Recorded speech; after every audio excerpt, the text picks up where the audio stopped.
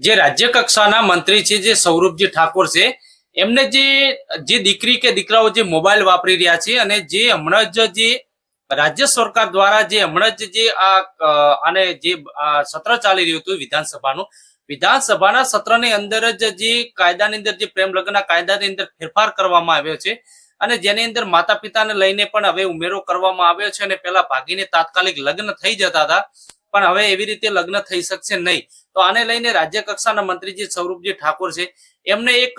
મહત્વનું નિવેદન આપ્યું છે અને એમને એ પણ કીધું છે કે જે મોબાઈલની અંદરથી જે મોબાઈલ લોકો વાપરે છે, છોકરા હોય કે છોકરી, એનાથી ઘણા બધા રીતે દુરુપયોગ થતો હોય છે અને એને લઈને વારંવાર અમારા જોડે ફોન પણ આવતા હોય છે અને જે કાયદાની અંદર ફેરફાર કરવામાં આવ્યા છે એ લોકોને એટલે તમામ લોકો જાણ કરીને કહી રહ્યા હતા, તમામ લોકો અમારા સામે રજૂઆત કરી રહ્યા હતા કે માતા પિતાની સંમતિ હોવી જોઈએ અને આને લઈને હવે સૌરભજી ઠાકોરે શું કહ્યું છે નિવેદનની અંદર આપણે સાંભળીશું અને વિડીયો સાંભળ્યા પછી આપણે આની અંદર વિગતથી વાતચીત કરીશું. જે ઠાકોર સમાજની અંદરથી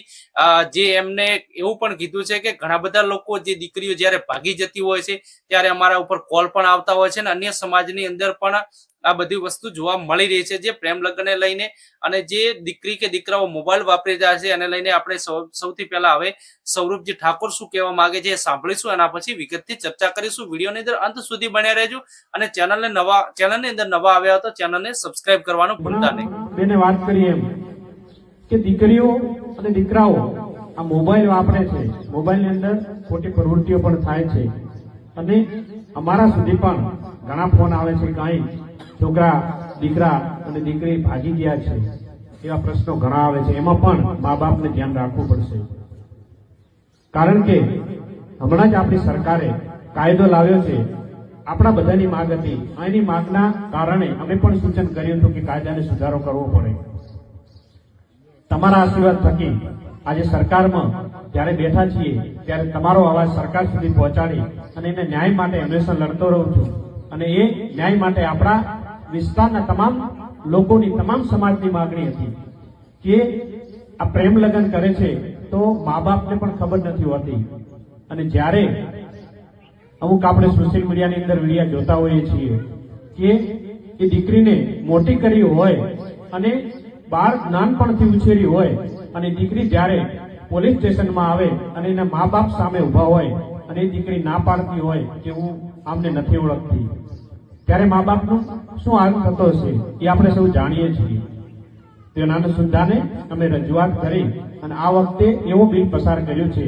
કે મા બાપની સહમતિ હોવી જોઈએ તો જ પ્રેમ લગ્ન થઈ શકશે અને 1 મહિનાની મુદત પણ આપી છે. રાતોરાત ભાગીને રાતોરાત લોકો લગ્ન કરી લેતા, તો એ પણ 1 મહિનાની અંદર એનો સમય મર્યાદા છે. 1 મહિના અંદર એ પ્રેમ લગ્ન કરી બધાને જાણ કરી અને મા બાપ સહમત હશે તો જ થશે. એટલે ખૂબ સરસ આપણી આ સરકારે ખૂબ સરસ કાયદો લાવ્યો છે, એટલે અભિનંદન પાઠવું છું કે દરેક સમાજ માટે આ ખૂબ સારો કાયદો છે. આપણે સૌ જાણીએ છીએ કે આ કાયદાથી હવે લોકોને, મા બાપને દુઃખી થવાનો વારો નહીં આવે, કારણ કે મા બાપની સહમતિ હોય. તો મિત્રો આપણે છાસ વારે જોઈએ છીએ ક્યાંક ને ક્યાંક કોઈક નો કોઈક ઘટના બનતી હોય છે જે પ્રેમ લગ્નને લઈને હોય છે અને એને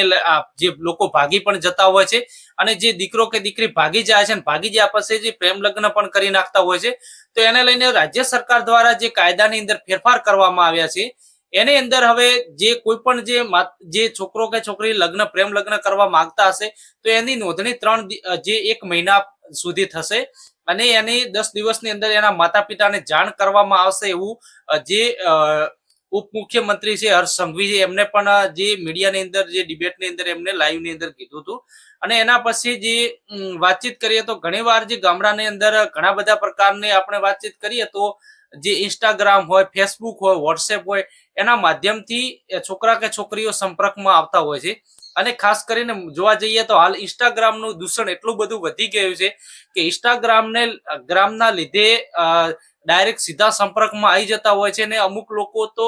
એમને ઓળખતા નથી, રિયલ ની અંદર નહીં ઓળખતા, પણ ફેસબુક આ જે ઇન્સ્ટાગ્રામ ની અંદર રીલો કે વિડીયા જોઈને એમના સાથે વાતચીત કરવાનું ચાલુ કરી નાખે છે ને એની અંદર ઘણા બધા લોકો છેતરપિંડી પણ કરતા હોય છે દીકરીઓ જોડે અને છેતરપિંડી કરીને આની અંદર એમના નામ છુપાવીને અલગ નામ રાખીને કે એ અમે મોટા હસ્તી છીએ કે એમને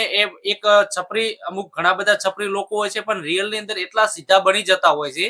કે અમે તો સંસ્કારી ને સીધા છીએ, અમારા જોડે એટલું બધું છે, એટલા બધું પ્રોપર્ટી છે, અમે તમને આવી રીતે સાચવશું, એવું બધું કહીને રિયલ ની અંદર એમની જોડે કશું હોતું નથી પણ એવી રીતે ભોળવી નાખતા હોય છે અને ભોળવીને પણ દીકરીઓને ફસાવતા હોય છે. અને આ ઇન્સ્ટાગ્રામના માધ્યમથી એકબીજાના સંપર્કમાં આવીને લાઈવ જે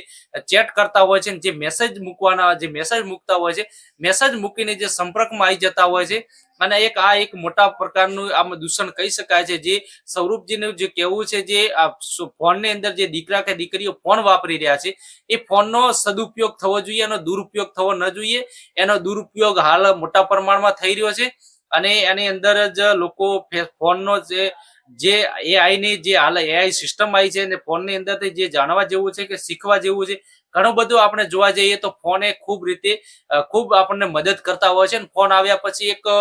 સરળ વ્યવહાર ને સરળ રીતે જ આપણને બધું આની અંદર મળી જતું હોય છે પણ એની જ્યારે નેગેટિવ અસર થતી હોય છે ત્યારે એનું પરિણામ ઉલટું આવતું હોય છે. અને જ્યારે દીકરા કે દીકરીઓ ભાગી જતી હોય છે ને એના પછી જે રાજકીય લોકો હોય કે મોટા સમાજના આગેવાનો હોય એમને જોડે આ પ્રકારના જે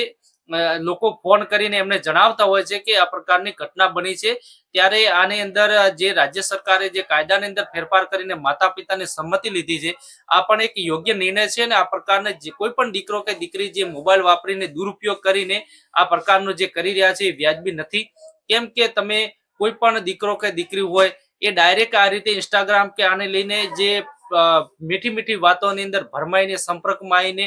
ઉતાવળની અંદર કોઈ પણ જાતનું આ પ્રકારનું જે પગલું ભરી નાખતા હોય છે પણ પાછળથી એમને ખૂબ પસ્તાવો થતો હોય છે અને પાછળથી એનું પરિણામ ક્યાંક ને ક્યાંક ખરાબ પણ આવતું હોય છે. આપણે દરરોજ ન્યૂઝની અંદર પણ જોતા હોઈએ છીએ કે આ પ્રકારની જે ઘણી બધી ઘટનાઓ જે હોય છે જે પ્રેમ પ્રકરણની એનો કરુણ અંજામ આવતો હોય છે અને ઘણી બધી એવી ઘટનાઓ બનતી હોય છે કે એ પ્રેમ એ લોબા દિવસ ચાલતો નથી પણ જે એની અંદરથી જેનો અંજામ આવતો હોય છે ખૂબ ખરાબ આવતો હોય છે. આની અસર સમાજ અને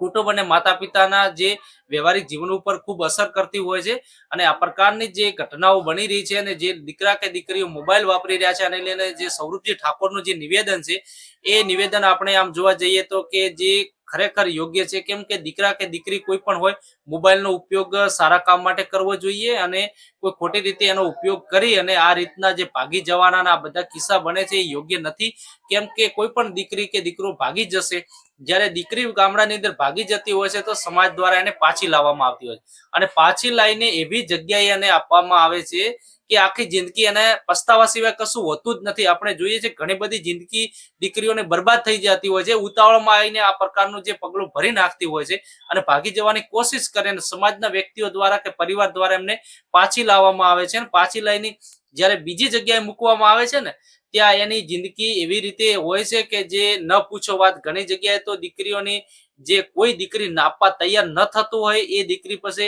એમને ત્યાં આ લોકો આપતા હોય છે અને દીકરીઓની જિંદગી બરબાદ થતી હોય છે. તો ઉતાવળમાં આવીને આ પ્રકારનું પગલું ન ભરવું જોઈએ. મિત્રો, તમને વિડીયો ગમ્યો હોય તો વિડીયોને લાઈક કરવાનું, કોમેન્ટની અંદર તમારી રાય બતાવવાનું ભૂલતા નહીં. હવે મળીશું નેક્સ્ટ વિડીયોમાં. નમસ્કાર, રામ રામ.